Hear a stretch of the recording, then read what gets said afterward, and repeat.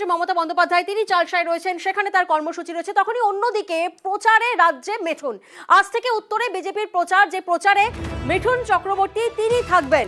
আপনাদের জানিয়ে রাখি, আজ আলিপুরদুয়ারে জয়গায় মিঠুনের রোড শো হবে। আর ঠিক কি কি পরিকল্পনা রয়েছেন জানবো। প্রতিনিধি ভেঙ্কটেশ্বর এই মুহূর্তে আমাদের সঙ্গে রয়েছেন। ভেঙ্কটেশ্বর, পয়লা বৈশাখেই পয়লা দফা প্রচার মিঠুনের, কি কি কর্মসূচি রয়েছে আজ?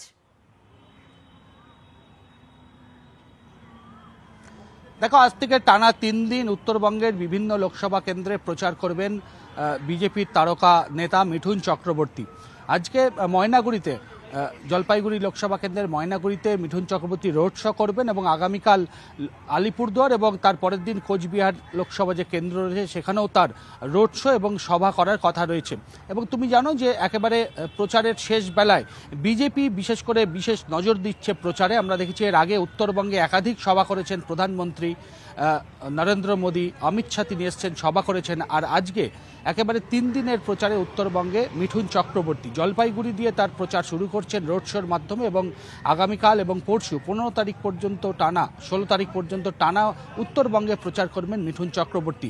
মূলত মিঠুন চক্রবর্তীর সঙ্গে বাংলার যে একটা আবেগ জড়িয়ে রয়েছে সেই আবেগটাকেই কাজে লাগাতে চাইছে গেরুয়া শিবির এবং সেই জায়গায় দাঁড়িয়ে প্রচারের শেষ বেলায় বলা চলে মিঠুন চক্রবর্তীকে একেবারে প্রচারের ময়দানে নামাচ্ছে বিজেপি এবং সেই জায়গায় দাঁড়িয়ে আজকে জলপাইগুড়ির ময়নাগুড়িতে তিনি রোড শো করবেন এবং আগামীকাল এবং পরশু অর্থাৎ 15 এবং 16 তারিখ তিনি আলিপুরদুয়ার এবং যথাক্রমে কোচবিহারে রোড শো এবং সভা করবেন, এমনটাই এখনো পর্যন্ত ঠিক রয়েছে। বেশ,